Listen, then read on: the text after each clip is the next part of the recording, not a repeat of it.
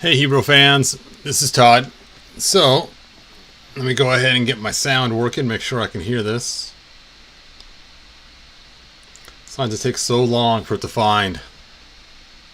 Okay, hold on.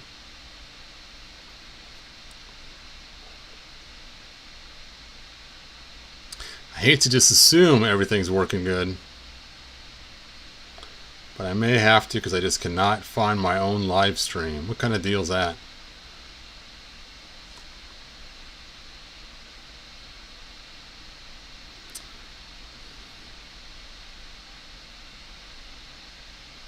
Come on.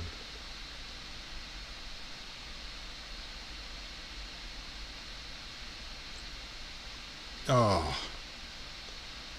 Find my live stream, please. Well, the good news is I know you guys are probably having a hard time finding it too, so that's good. It's giving the audience time to join.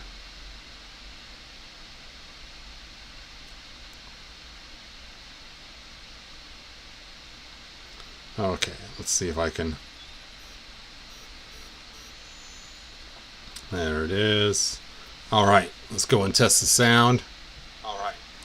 Sound's working. Great. All right, so here was the ask. Some guy contacted me and he said, hey, I was wondering, let me see if I can show this to you. I was wondering if you could take the staff from, oh, my light's dying. No. Oh, well, sorry, you guys, you don't get a lot of light. If you could take the staff from King Randor and make it for Origins. Hey, Eric Kent, thanks for joining us. Reno, thanks for being here. The brightest shadow, hey, thanks for being here too. So, here we have the staff right here from Classics. And just wanted to see if we were able to make it for Origins. So I started looking at this and trying to figure out if it'd work or not. I thought probably the best way to do this would be to create first the staff, so I could have this shaft right here, and then from there create the top half. But I wanted to make it the same size as the Havoc staff, because that'd make the most sense. Now, for Classics, the Havoc staff goes over Skeletor's head. Oh, let me aim this camera down. There we go. For Classics, the Havoc staff goes over Skeletor's head.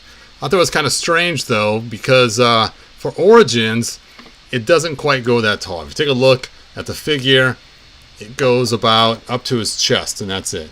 So I thought if King Randor has his staff, don't just reduce it down and have it as big as the staff is for the Classics figure, but to have it actually match another figure that's in the Origins line staff. So I made it the same size as about to his chest level, so you can see quite a bit shorter. So let me go and go back to my screen so you guys can kind of see this. So here I put together my parts, and here is the actual staff right here. Let's see, sticky mode, there we go. There we go. And you can see I kind of designed it so that it's got a, I guess you can't see me pointing at the screen. Hold on, let me switch back so you guys can see me pointing at the screen. I'm sitting here pointing at it. You're probably like, what the heck is Hebrew talking about? Oh, there we go. You go ahead and raise this up so you guys can see me pointing at the screen. There we go. So, I wanted to make it so this end was pointy, just like this one is right here, and then some sort of deformations in the middle, and then a circle here and some kind of swirl down here. So that was my staff that I made, so you can kind of see the design of it, of how it looks. So there we have the staff, and this is not quite to scale. This is just making it first. So after I made the staff, the next step is to make the actual top piece and then combine them all together. So then I used this program here known as Blender, and here is my completed staff right there.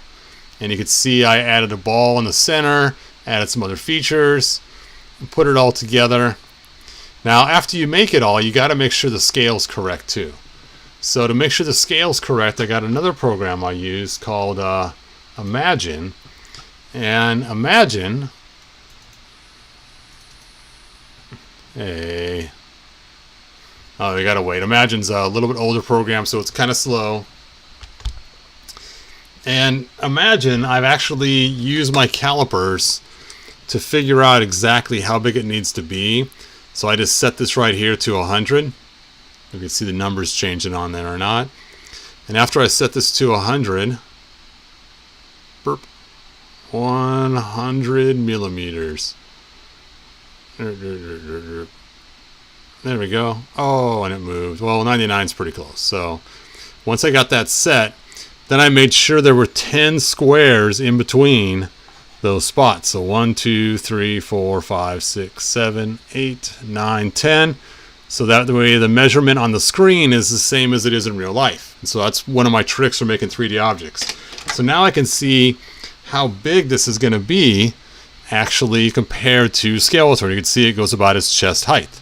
So and then I also took and put a block on here, and I actually decided to use He-Man's battle axe because his battle axe is a little bit bigger shaft than the shaft for the Havoc staff. And you can see the Havoc staff just fits a little bit loose in Skeletor's hand. So I wanted something to fit a little better in there that's tight when the person makes his custom. So I decided to use the battle axe. So I measured it out with my calipers, got the measurement, and then created a box on the screen to match that same measurement. That way then I can then put the box on there and then shape it to the right size. So for the guy that asked me to make this, you can now see what it's going to look like. And I'll kind of show you. Uh-oh, my iPhone's overheating. Let me unplug the charger. It died. Okay. Wow, that is really hot. We got a little bit of a heat thing going on today here in our neck of the woods, so my secondary camera, my iPhone, just took a dive. Oh, it's cooling down, so we'll see if it's going to work yet. Nope, still needs to cool down a little bit. We'll let that cool down, and I'll go ahead and switch modes so you guys can still see me. There we go. So you can see, and of course I can't hold He-Man up so you can see the size difference, but that Havoc staff then, or not Havoc staff, the Randor Staff, and how it's going to look and be created. So there you go. Let me go and just go to the full perspective on this so you guys can see what it looks like full size. So this, of course, is a little bigger than what it's actually going to look. And you can see I can change the angle so you guys can see it in different ways. But it's going to be pretty cool. There it is. Yay. So I'm printing it in clear blue, just like I did on my helmets. So the idea is then you can leave this part blue, paint it gold, and then put a darker wash on it.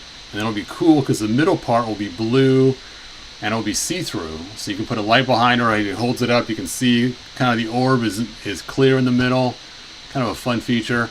The person who asked me to make this wants 2 of them. I'm actually going to make 4. I got them printing right now. We'll see if they work or not. So, hey, Brightest Shadow, thanks for joining us. I'm glad you're here too, man. Anyway, I just wanted to make this to show the guy where I'm at. Like I said, they're printing downstairs right now. They will be cool. They will be fragile because they're made out of resin.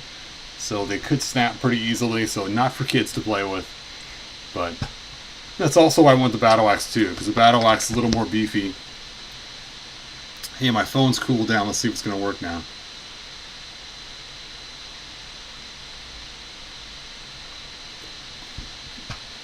Let's take a look here. The problem I had, I think I was charging it at the same time. Nope, it's not going to work yet. Next video, I'll have it in there. I guess I can hold it up here in front of this little camera. So there you go. Anyway, I know this video is a little convoluted. I was trying something new using my other camera. Like, subscribe, tell your friends, and if you do decide you also want one of these Randor staffs, let me know. And if they work out, I'll be selling these as well to people. But if not, I'm still making the couple for that one guy. So cool. All right, like, subscribe, tell your friends. I'll see you guys next video. I'm gonna go ahead and play my exit now. Nobody has any questions, right? See, Hebrew, that killed our custom is something that could have been done. Oh yeah, it could have been. That would have been cool. All right. Thanks, you guys. Bye now.